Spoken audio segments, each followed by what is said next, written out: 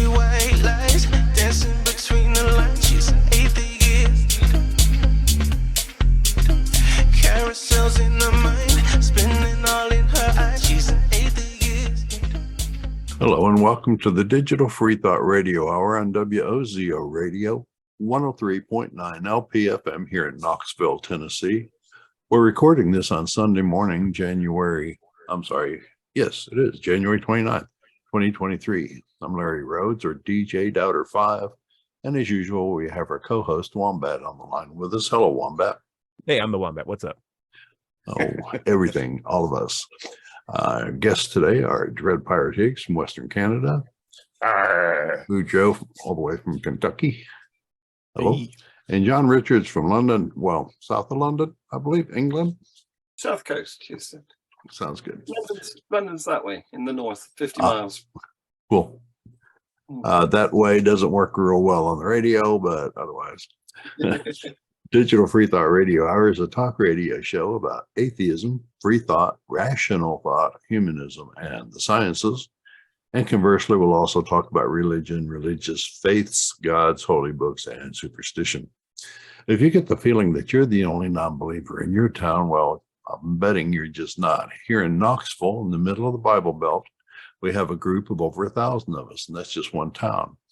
We're the Atheist Society of Knoxville, or ASK. And if you'll stick around till after the break, we'll tell you more about it then. Wombat, what's our topic today? Okay, and I'm saying this as input from the questions, but why don't Christians jump off a cliff? and then like it's not and then it's more of a thoughtful answer of like, hey, why don't they actually do that if the afterlife is better? But listen, we can get into it. Hey, what's up, Dr. 5? I see you. I was going to answer the question, but if you have he's excited. He's excited. Yeah, but we're going to go into, before we get too excited, let's go into our weekly invocation, then check on how everyone's doing, and then we can jump into the meats. All right. Our noodly Lord, who art in a colander, al dente be thy noodles, thy blood be rum, thy sauce be yum, with meat as it is with vegetables. Give us this day our garlic bread, and forgive us our cussing, as we forgive those who cuss against us. And lead us not into ketoism, but deliver us some carbs. For thine are the meatballs, and the sauces, and the grog, whenever and ever. Amen. Guys, it's been a really, really nice Saturday. First sunny weekend day in this whole month. Got it out of our system, and now we're back to the doom and gloom of the return of winter. So we'll have probably 2 more snows where we're at right now. Dread, snow. You've been born in snow. Snow is in your blood. But for us, it's like, oh, it'd be nice if we could have something other than overcast and ice falling out of the ground. That's why I need rum in my blood to keep the snow at bay. And a freeze. Right. So let's do a check-in before we ask the question about why Christians don't they just jump off a cliff, and fall into the greater theme of today's questions, which is cognitive dissonance. Dread, how you been? I've been well, actually. Just in this last week, I've been contacted by our prophet, Bobby Henderson. Nice. And we're moving forward with the expressions of interest for a developer of a app for pastafarians. And it's one of these things that you strictly opt in, anonymity, but you can identify amongst other pastafarians, like Signal or Telegram or something like that. And what is this app called? Please give me the best name ever. Well, I'm not the one that's going to come up with a name myself, so that's still under consideration. And it depends, I guess, on what its ultimate functionality is, but it'll have something to do with like noodles or something. Is it pastafarians? Pastafarians? Pastafarians. Pasta. I don't know. At least put it on the list. Boudreaux, yeah, that's a little hard to get around the tongue there. So I'm sure we'll come up with something. Pastafarians is? I always thought. Okay, all right. That's fair. Boudreaux, speaking of things to get hard across the lips, how have you been, my friend? Boudreaux, hard to spell too. I've been well. I've been I moved my exercise schedule around to be able to join today, and excited to be here. And Yeah, Nice. good to No see you, man. Orange Fitness Well, today? welcome. No Orange Yep. Fitness? yeah. Okay. Orange Very, Theory. very cool to have you. Let us know. So you are a big movie buff. What's the latest movie that you've actually gone to see? Well, just last night I watched You People, Nice. which was really, really entertaining. Yeah, very yeah, good. I saw the ad for that. Yeah. We were gonna go see Avatar in the theater and just got busy this weekend, so we may still do that. But other than that, I can't think of the last movie I saw. Yeah, here's my thing. I just recently saw Suburbicon based on recommendations. Yeah, from Empire. I told you guys about that.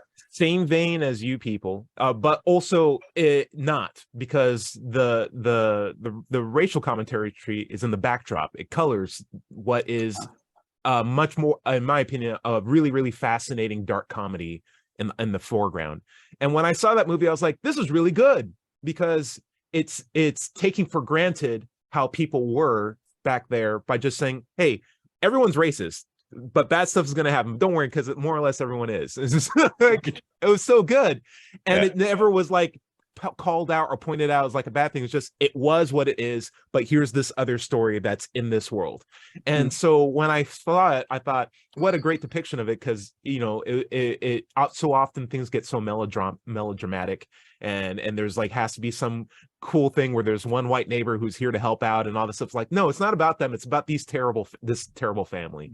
And when I went to see the reviews, what I was unfortunate to find out was like nobody got the joke, or nobody liked that. Right. And right. And so there's nothing more frustrating than watching a good movie that you think is good and then finding out that nobody else liked that movie. And I think that's how cult followings begin. And so Yes, absolutely. there's a whole realm of them. And to believe it or not, Bujo has a whole wallpaper at Pantheon of like all of the cult movies where, like, Hangover, it came out, nobody liked it, but the people who liked it did like it, and they supported it, and they kept coming out with new ones and stuff like that. So that's how you start religions. That's how you start cults.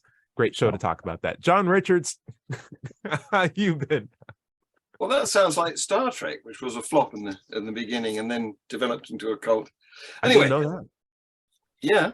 Anyway, I've been fine, which is, I like to wake up every morning. So far, it's successful. But I made a lovely AUK, Atheism UK podcast this morning, because we have some issues going over here.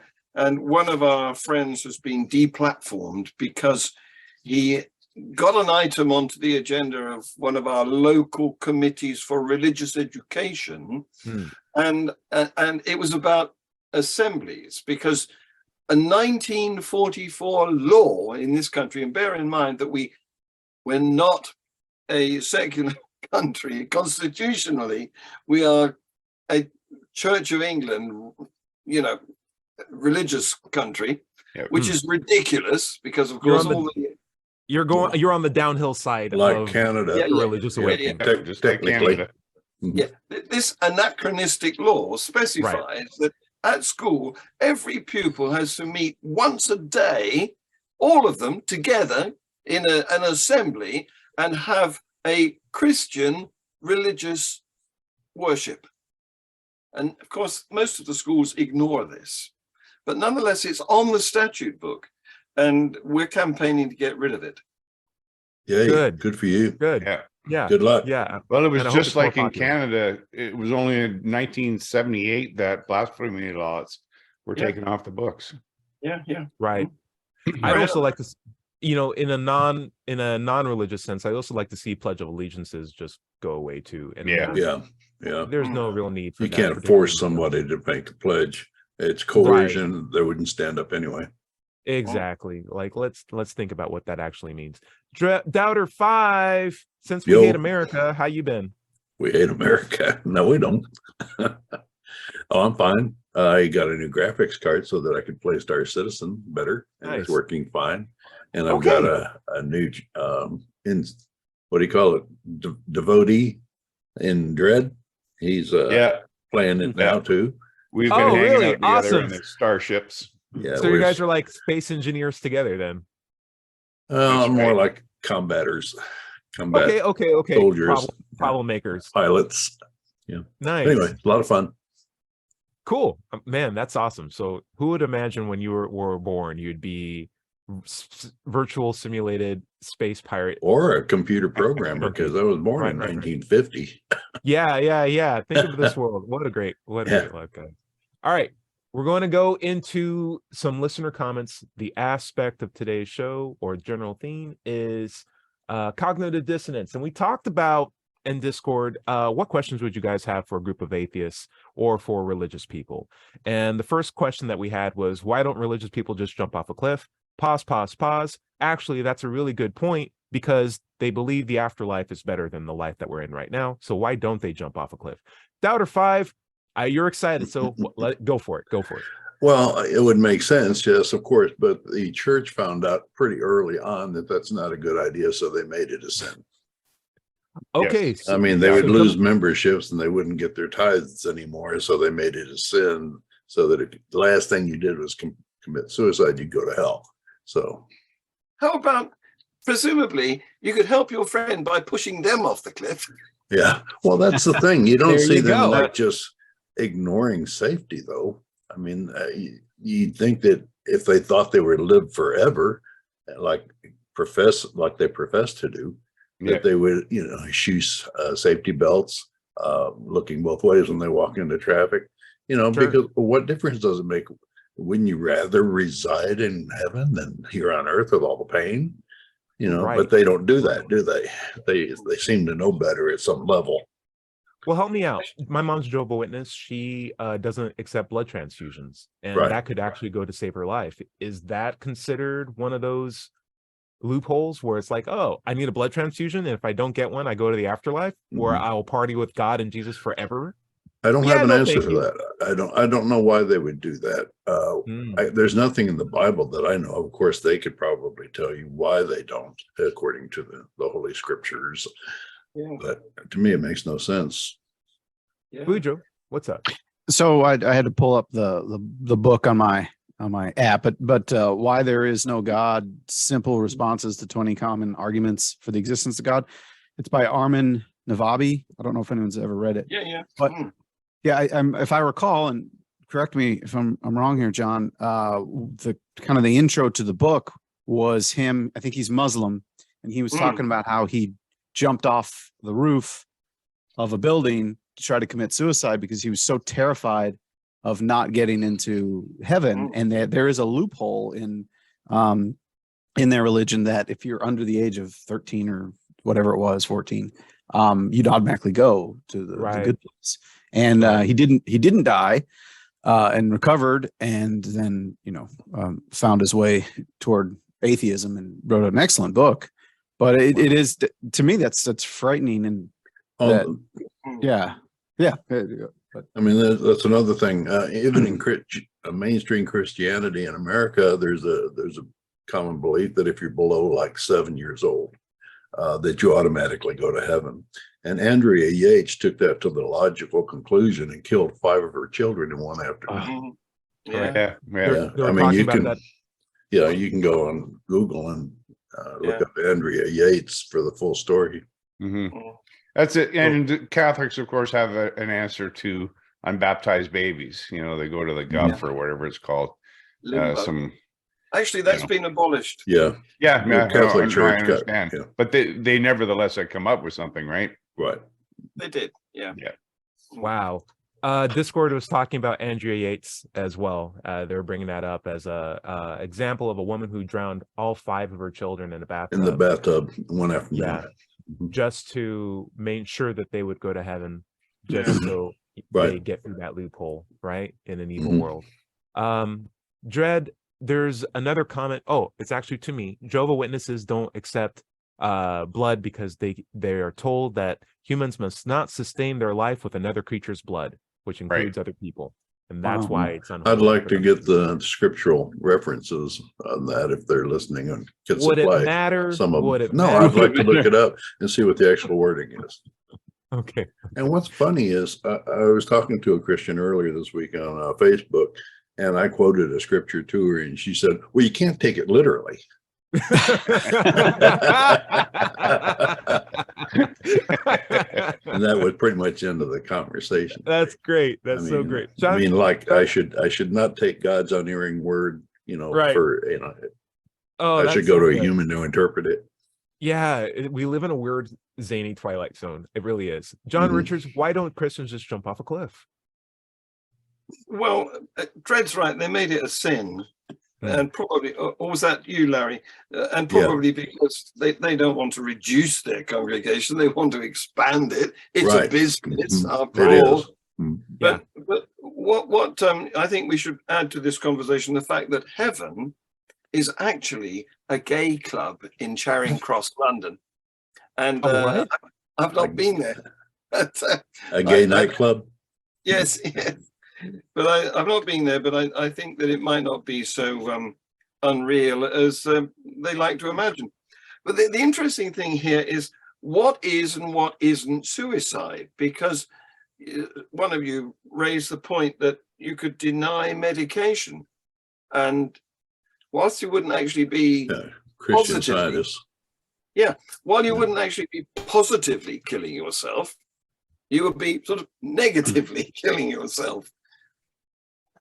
So is that suicide, or is that just, allowing nature's way? Suicide by negligence. Yeah. What is it? Suicide by negligence? Okay, there must be a courtroom. Smoking love to see- cigarettes, eating Yeah. poorly, Yeah. not exercising. Smoking I would love to cigarettes see and the, drinking the- Captain Kangaroo. I'd love to see the after work Some. evening ABC special where it's just courtroom in heaven, where they're just like, yeah, you're here, but did you kind of kill yourself? Did you conspire to commit suicide? There's a thing here, and then they when they go through the pearly gates. Well, it's a very grey area now. You've raised all sorts of things like not taking enough exercise. Ooh. Yeah. So Discord is asking, do you guys think that like not wearing your safety belt or taking medicine, seatbelts, Seatbelt. or taking medicine count as ways to increase your chances to go into heaven? And why aren't those taken more often? And maybe that's why anti-vaxxing is so I was going to prominent. say that. Yeah, that isn't anti-vaxxing is just like not wearing a seatbelt. And then isn't that passively exposing yourself to an early death, Pathogens, which by virtue of that would be suicide by negligence. Let's go, Boudreaux. As the resident traffic engineer on the call, I have to step in and say we've actually demonstrated that people that don't wear their seatbelt actually incur a burden, a cost on society by Of course. Well, sure. That's the same thing with motorcycles and helmets. and helmets. Yeah. And then you could make the same argument with vaccines too, Yes. fewer people vaccinated. So that one's tricky. Wow, they're trying to get more people into to die prematurely. Yeah. But I was good. If I may add to Boudreaux's comment, a part of that anti-vaxxing, which is a real thing that you can see, is how it overburdened the hospitals. Yeah. And that's what they were afraid of. And of course, people who don't vax end up in hospital, straining the system, costing everybody who needs Making more people sick. Yeah, and those who really need the services don't get them because it's clogged up with all these other people. Yeah. So here's an interesting thing, because if we're going down this suicide by negligence route, there's a number of avenues, isn't there? I mean, there's not eating well, there's not taking enough exercise, there's smoking, there's drinking excessively, and so on and so forth. Is it possible that there's a cumulative effect? How many of these negligences adds up to one suicide? Right. Yeah, right. that's a good one. Great comment. This John. should be There's charted on an Excel spreadsheet. True. Yes. True. There's a really good follow-up comment that was just posted on Discord saying that Jesus Christ as a human sacrifice is in its own right an example of a suicide, where he had multiple opportunities to say, hey, if I just stop being a jerk, excuse the colorful language, I won't have to kill myself on the cross. Yet he knew he was going to do it. He knew that it was a plan, and he did it anyway. That's the example of premeditated suicide. Yeah, it's willful negligence. Yes, yeah, for sure. Yeah. Okay. guys, are we getting close to the end of the break? Down to 5. What do you think? No, we still got another good 5 minutes for the break. All right, I got a good comment from the plug who says, Christianity, this is a comment, it's a feedback to John Richards, is in fact a business. You can tell because they don't have a single package deal. It's always a subscription service. You can't just do a one-stop payment and be like, I'm done, I'm good for the rest of my life. You have to go to church. He says, it's literally called service. He's right. Yeah. Well, It's not a product, it's a service. well, not only that, but the Bible tells you in 1 Peter 3:15 that you got to go out and spread the word. I mean, Right. you got to do it if you're talking about things you have to do for the Bible. Right, Yeah. right. It's not like Yeah. God will do it for you. Well, Okay. what I want is for the Hmm. governments to recognize that it's a business and start taxing them. Yes, Oh. absolutely. They're all parasites on the rest of society. We have to support them through our taxes. Yeah. Right. Mm. Good comment on that. There's private schools that are often filled with rich people who benefit other rich people because the schools get property taxes that go to that school, whereas poorer neighborhoods are loaded with churches that don't pay property taxes, and so they are essentially a money sink for education. Yeah.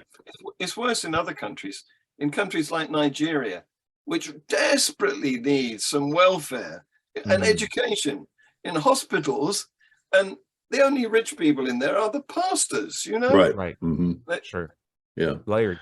And don't forget that the vouchers for religious schools directly take government money from regular schools, public schools, to Yes. fund religious Yes. schools. So And- that's a money sink from our educational system. And tithing. So if you tax 10% of a poor community, their paychecks, that's money that goes literally nowhere. It Mhm. goes back to feeling false hope. Dread Pirate, what do you got?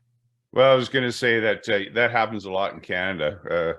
That a big portion of the public purse for education goes towards religious or schools with religious programming, like Right. Christians and Islamic schools, and also now I can't remember what I was going to say, but I'll It'll add come on to to me. that. I would say, the idea of cognitive dissonance or cognitive bias also is if you're a Christian, you think, well, my church is contributing to the community. Is it, or is it contributing only to other Christians? Right. Right. Because you have a building that only satisfies the needs of the people who go to it. And meanwhile, everyone else that needs that property tax or that money or that funding or that support system don't get it unless they subscribe to your dogma. Right. Or they build another church down the street and Right. suck more money from Yeah. the community Well, to suit it's their particular needs. it's an icon from medieval days to the present. You know, certain neighborhoods, the nicest building is the church.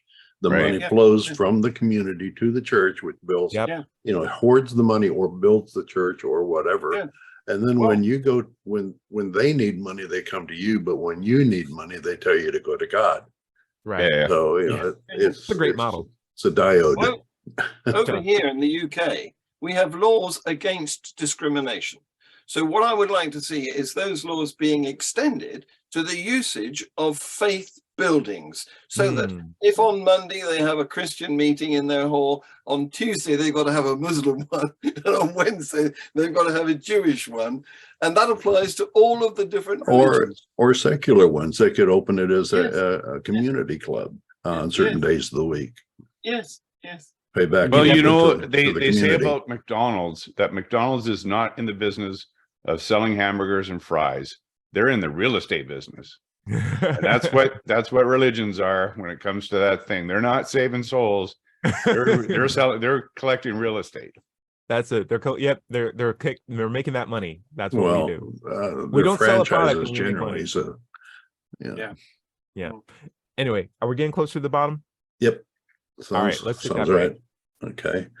This is Digital Freethought Radio Hour and WOZO Radio 103.9 LPFM here in Knoxville, Tennessee. We'll be right back after this short break.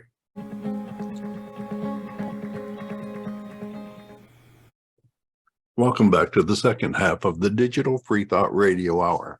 I'm Doubter5, and we're on WOZO Radio 103.9 LPFM here in Knoxville, Tennessee. Let's take just a moment to talk about the Atheist Society of Knoxville, or ASK. We were founded in 2002. We're in our 21st year now, and we have over 1,000 members. We also have weekly in-person meetings every Tuesday evening in Knoxville's Old City at Barley's Tap Room and Pizzeria. Look for us inside at the high top tables or if it's pretty weather outside on the deck. We also have a Tuesday evening Zoom meeting. If you'd like to join us, email us for details at askanatheist@knoxvilleatheist.org or letschatse@gmail.com.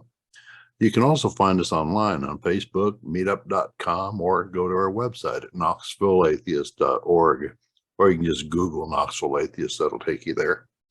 Just that simple. By the way, if you don't live in Knoxville, you should still go to a meetup and do a search for an atheist group in your town. Don't find one?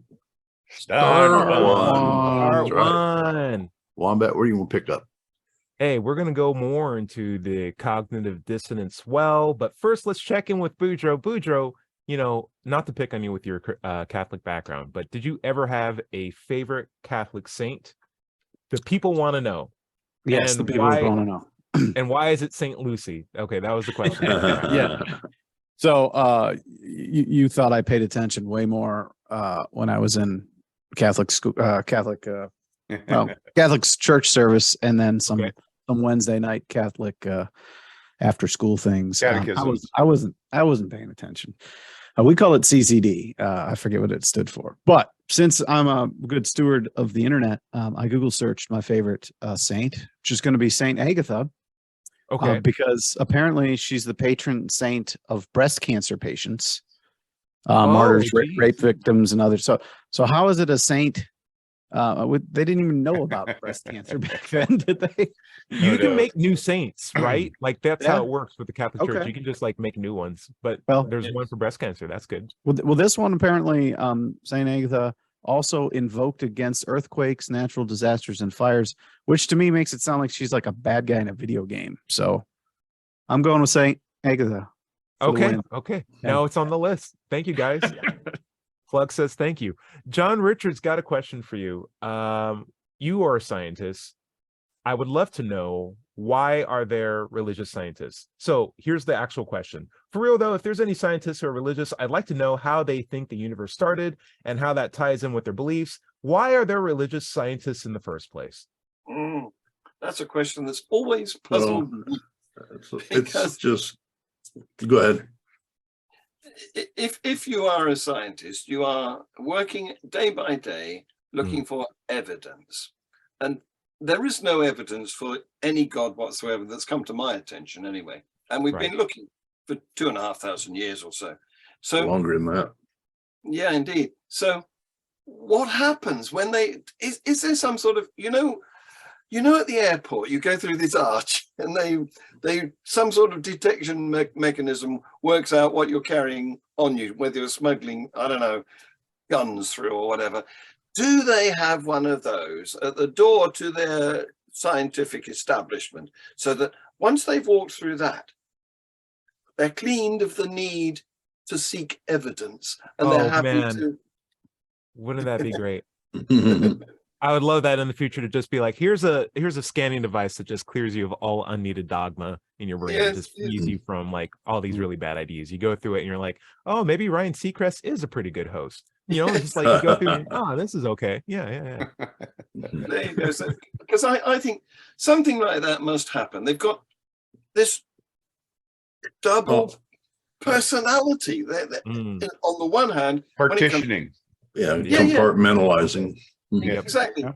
It was, what was it called? Non-overlapping Magisteria.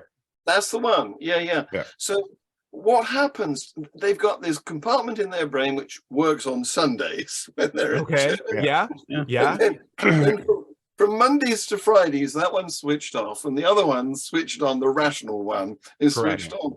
And you I think it was Stephen Jay Gould that came up with that. Yeah.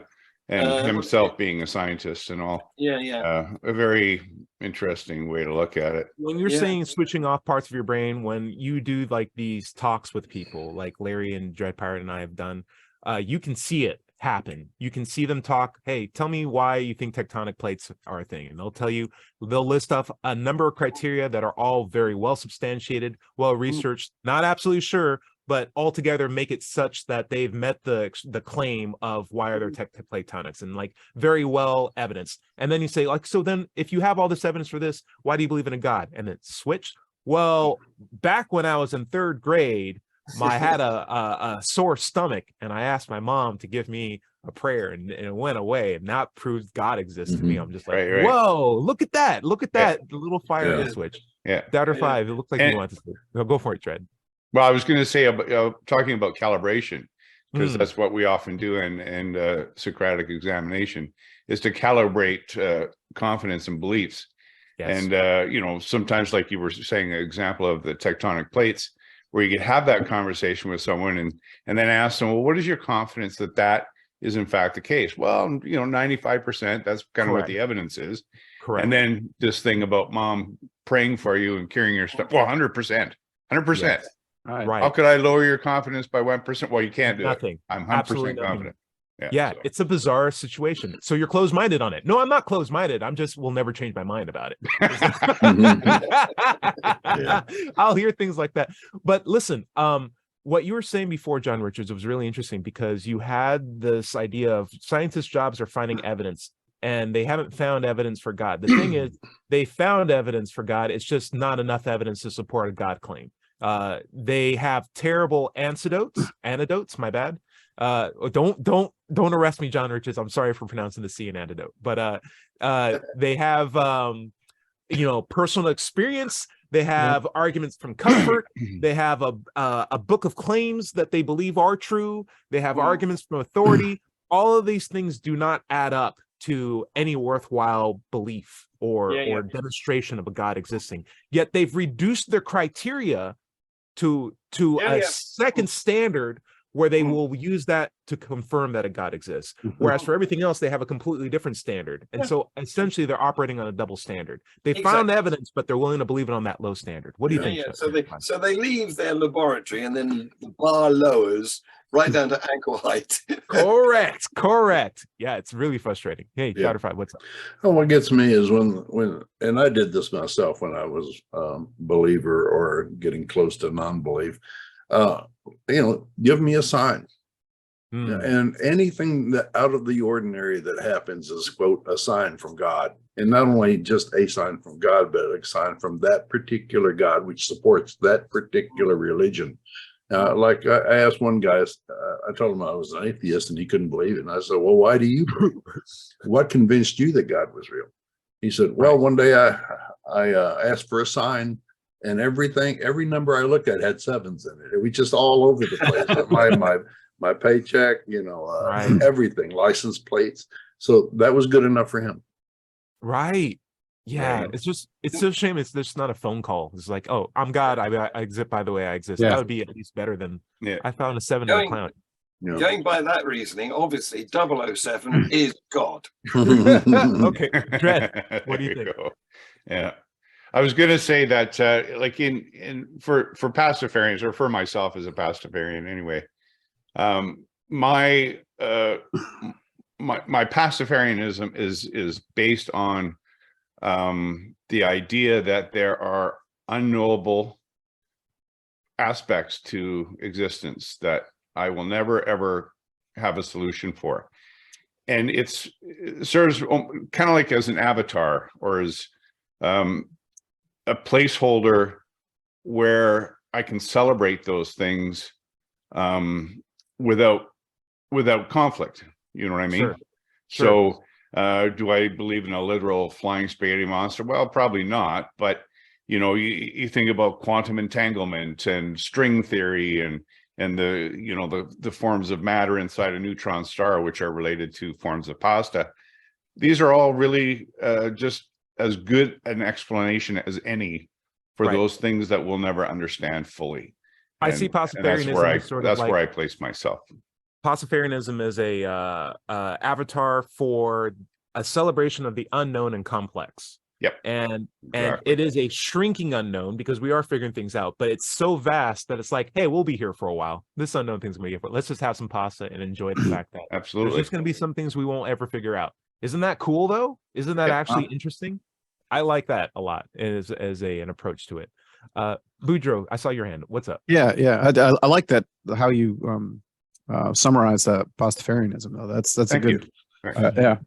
So Neil deGrasse Tyson did I saw it on a YouTube video. I'm not sure if it was a lecture or what it was, but he basically he turned the question. A lot of people look at religiosity compared to degrees, in education, and there are X percentage of religious people with bachelor's degrees, let's say, and the percentage kind of drops as you get to higher levels of education. You get into masters and PhD, and it drops even most significantly when you get into the real harder sciences, astrophysics and so on. And so people have said for years, the more advanced degree, the more advanced scientist. Again, in the hard science, nothing against the other sciences, but I think it stands to reason that there's different type of thinking that goes into some of these hard sciences, and those are the ones naturally would reject a God. What Neil deGrasse Tyson did was he looked at the interesting piece is, let's look at the actual religious people that have these advanced degrees. Those are the people worth talking to, studying, interviewing.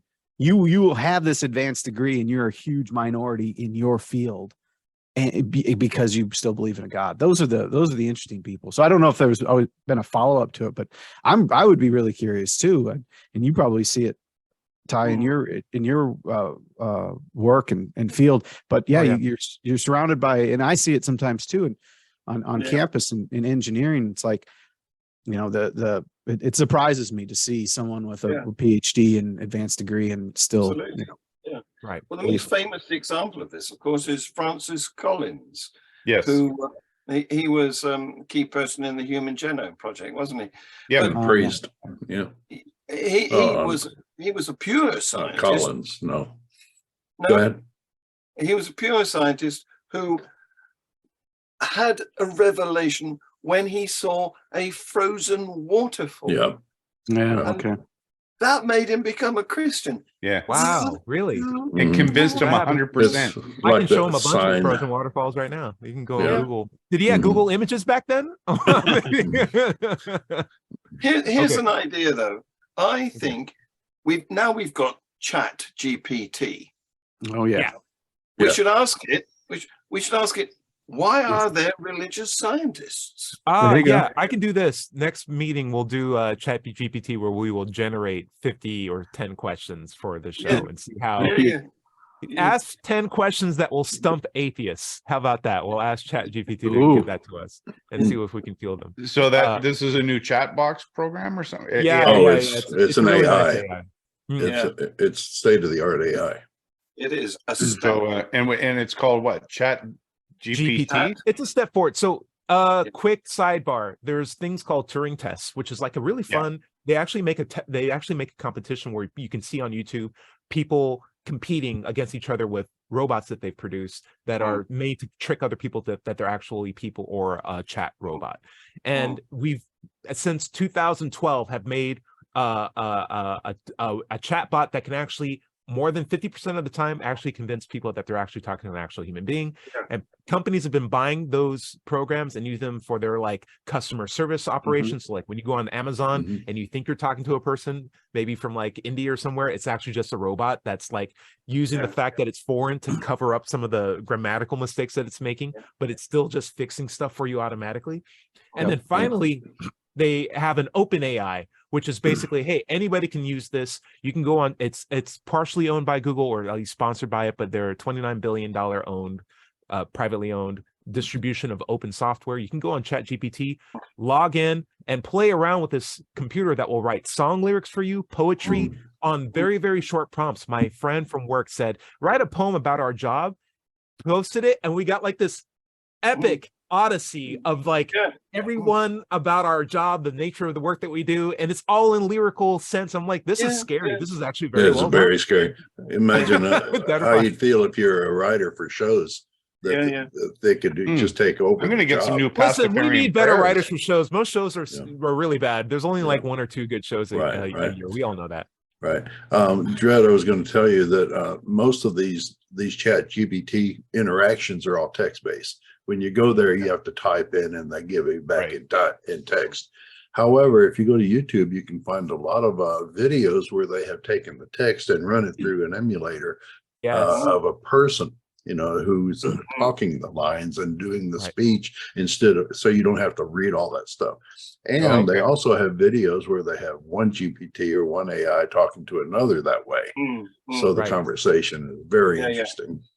What's really funny is there's a cool point where some of those videos, the two robots are talking to each other, and the other robot's like, "Are you a chat bot?" And the other one's like, "Yeah, are you a chat bot?" It's like, "Oh, we're both chat bots." I was just like, "This is." It is getting really scary. It started back in the Victorian times when they had things called automatons, where the little manicule men figures like robots, but hidden inside was a tiny little man who operated them. A homunculus. Answered all their questions. But then, of course, more recently, we've had the Deepak Chopra quote generator. And the chat GPT seems to be the grown-up version of that. But it is amazing. And I'm sure it would pass the Turing test. Oh, yeah. And in fact, they have given it some exams. It's done some exams and it's passed. Not top of the class, but it's got middling results, middling grades in, I forget which subject areas. But they can create exams too. You can ask it to create a homework assignment. Let me throw this out as well. There's high school teams now that can design chat bots that can break the Turing test or get through it. And that's only through iterative studies of people working together and not praying or relying on God to fix it, but using skills in software engineering and human understanding to improve and teach generations more adequately so they can more effectively meet these like bars. We are so excited in science because we're constantly coming up with new things. And this is an example of a new thing brought about through the scientific method. Whereas religion is still hashing out the same 46 stories, you know, every 52 stories, I'm sorry, or sometimes they reuse them. We all know that pastors don't always have a new story to tell, but it's the same yearly worth of stories every single time. It's dyad, and hopefully as a global community, we are understanding that and moving away from religiosity and moving towards this new exciting stuff that science keeps coming out with, because we need more people to contribute to that.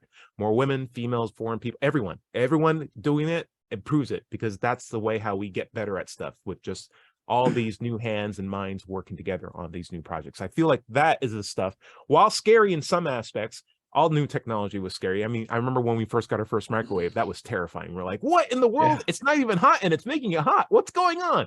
And it wasn't called a microwave, it was called a radar range. But remember how scary it was when you got like HD cameras for the first time? You're like, wait a second, that's what people see when they see me? I don't like this. We always have these big swings, but in the end, it always tends to improve because we make the quality of life better. I feel like stuff like this could really improve a lot of things. So yay, science. And go on ahead, Boudreaux. Go on. Just real quick to tap on what you're saying. Remember there was a time, well, I don't remember it, but people wouldn't get into an elevator unless it had an elevator operator. Oh yeah, I remember that. I don't remember that, but I am aware of that. Yes. John, what's up? I missed those. John, what's up? They just stood there and said things like ladies' underwear. Yes. Menswear, floor. So I wanted to say that I want to plug, because yesterday I had this fantastic guest on Freethought Hour, a very brilliant philosopher type, who we started to talk about the developments in AI. And his opinion is, and I tend to agree with him, that the Turing test is too linguistic, because it would eliminate our own infants as being conscious. just because they can't speak yet.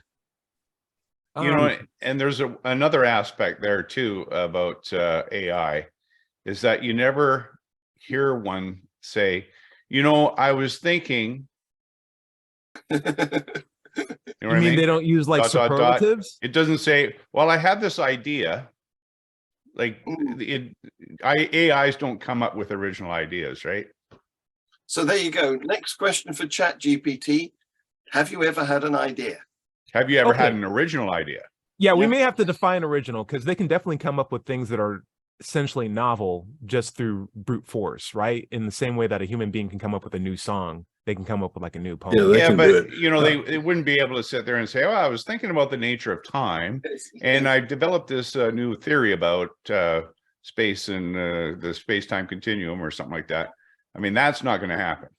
Oh, that's I don't know classic about final that. last words No. by Dread Pirate Mhm. Hicks. Listen, I No. can tell you, No, not there- Chat GPT, but there's another AI program that I'd like for you guys to check out after this, where it's essentially a prompt and it will make art for you. And Right. it'll I make started to art. say, yeah, Go on ahead, there- Jeff. Oh, go on ahead, Doug. they already create new songs that didn't Music exist, videos? the art that didn't exist, stories that didn't exist. They're you know, you're saying they don't say that I'm thinking because that's Right. all they do. But They like, think they don't do anything else but think, pretty much. just want to put something here, hopefully. So like we have this idea of what thinking is that humans do, and we have Yeah. it on somewhat of a pedestal, but it's actually a fairly mathematical process that can Mhm. be processed and emulated very well to where the things where it's like, it could be so efficient that you don't have to think or express it as, well, I was thinking of a new Yeah. plant. It's like, no, here's 40 new plants that I just came up with. Like, these are all It's- awesome. yeah, I'm coming up with it's- a billion of it's- them every millisecond. It's Because I love processing, making plans. comparing, Right. and producing, and which is all things that computers do well. Yeah, Yeah, like a neural exactly. network And is that's mapped kind of off the the way how point. we think anyway. Yeah, Yeah. that was the point I was going to make, is like, you know, all these chat boxes rely on prompts to do the things that they do. Yeah. What would be really interesting is if you woke up one morning and there was this new piece of work that had not been prompted in any way, shape, or form, and then that being the responsibility of an AI. Well, Boudreaux would argue with that. That's not even free will. Because none of our thoughts are Well, yeah. spontaneous in a weird way. Well, Anyway. when you think about all the art, the original creations, like on the Sistine Chapel ceiling, well, they were prompted by the church. You know, they told Right. Michelangelo, paint this, Yeah. paint that. These are the scenes we want. So you know, those I are got you. original compositions, but he did them, you know, after being prompted. True enough. True enough. Boudreaux, what do you got? So your free will comment always sparks ideas for me. Of course. It'd be really interesting to quiz a chatbot to say, give me a random movie. And they could very easily tap into a movie database and pick a movie at random. Don't Right. you think that it would be pretty obvious if you asked for, 10 random movies from us, from humans, even us on the call, versus a chatbot? Wouldn't you get a very different sampling of movies? I mean, I would argue that. Yeah, I'd argue the Yeah. chatbot would be even more random than mine because mine would just. well, be like definitely would be more Jurassic random. But our picks, because of our lack of free will, I think, Park. Right. would be they would all kind of like tie to. They would be recent movies, or they would be really popular movies, or they would Marvel movies. Yep. Ones that really appeal to you. Yeah, Right. I am not gonna suggest a movie I've never heard of. Right. I can't. But a That chatbot might. one.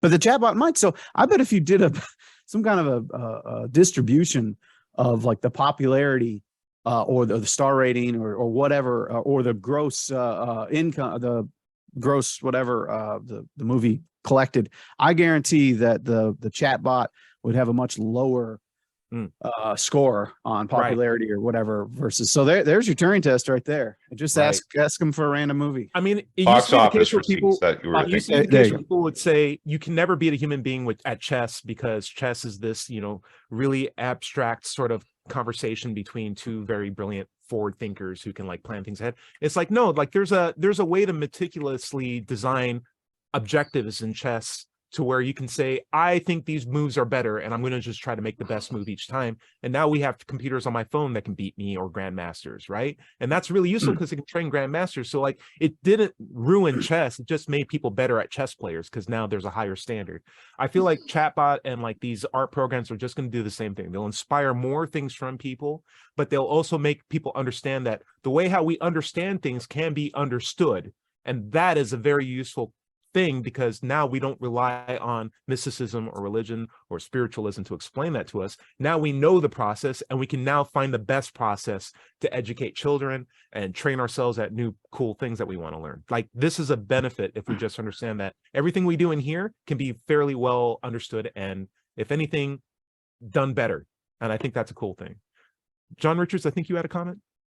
Yeah, well, you've moved on, but sorry, buddy. It was about these illustrator programs, because a friend of mine is a drummer in a heavy metal band, and he uses it to design their album covers. And it's so fascinating how many you put in a few prompts, and like, you know, I don't know, a devil's fork or something, and it comes up with 40 different examples in 3 seconds, and he spends hours through into the early morning trying to decide which one of these wonderful designs is the best.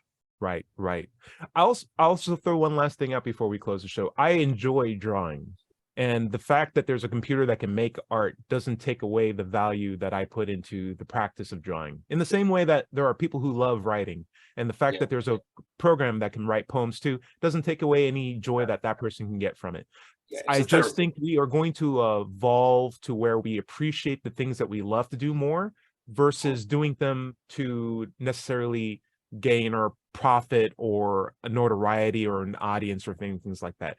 When we have robots capable of doing routine tasks for us, and that expansion of routine expands, then more people will have more time to enjoy the things that they love to do, because we have the basic needs being met through automation. And I think that is generally a really good goal, the improvement of society through letting robots do what they want to do. And then it's a question of what can we do to make the robots enjoy what they're doing before the robot wars start. All right, guys, Dread Pirate, where can we find your stuff at? You can find me on YouTube at Mind Pirate, MINDPYRATE. I live stream this at 7 a.m. on Sunday mornings, and then later do the views on the news at 11 a.m. on Sunday mornings, PST. Dread Parrot, one little last note. I would say you should always plug your show as PYRAT, right? It's right there for you. Boudreaux, something that you'd recommend we check out before next week? Oh, what would I recommend? I was going to recommend to the AI people to program their bots to sort movies by box office results and then randomly select from there. So then we now they can pass the Turing test. So I think we solved that problem. So very cool. My random little thing is they make vacuum robots now that have little guys in them that will now, instead of just smearing dog poop all over your carpet, like look at it and be like, hey, I think that's dog poop. It's an amorphous shape. I'm going to put that into my category catalog and use my neural network to recognize what everything's are in your home. Wow. Mm-hmm. You could get that. You could not get that. I just don't have a dog. It saved me. Get a cat with a litter box. You'll solve yourself a lot of problems. John Richards, what's up? Well, does it come out with a little dustpan and brush and scoop up the dog? Like the Jetsons, right? Yes. It vaporizes it. Vaporizes. It has my robot has lasers on it. It's kind of interesting. John. Yeah, Freethought channel. That's where to go. And I strongly recommend this for Freethought hour chat I had yesterday with Alan Colquhoun. And yes, views on the news later on today. And the sad news is that one of our panelists, Frank Lovell, is no longer with us. He's with the noodly one. Yeah. Sorry to hear. Better five. Anything you'd like to close out the show with? Well, yeah. We were getting back to the subject originally was cognitive dissonance and irrational dichotomies of thought. On my website, digitalfreethought.com, if you click on the blog button, I have an article there called Irrational Dichotomies of Religious Thought. And I recommend, if you'd like to know more about that, to go there and read that. What else? I have a book on atheism that's available on Amazon. Thank you, Dred, for holding it up. I appreciate that. It's called Atheism, What's It All About? And I take the articles from my website and put them in the book. So it's a book of articles about the subject of atheism. My YouTube handle is @Doubter5. I have a lot of content on there as well as animated. Remember, everybody is going to somebody else's hell. The time to worry about it is when they prove that heavens and hells and souls are real. Until then, don't sweat it. Enjoy your life, and we'll see you next Wednesday night at 7 o'clock on WOZO Radio. Say bye, everybody. Bye. Hi, Bye. everybody.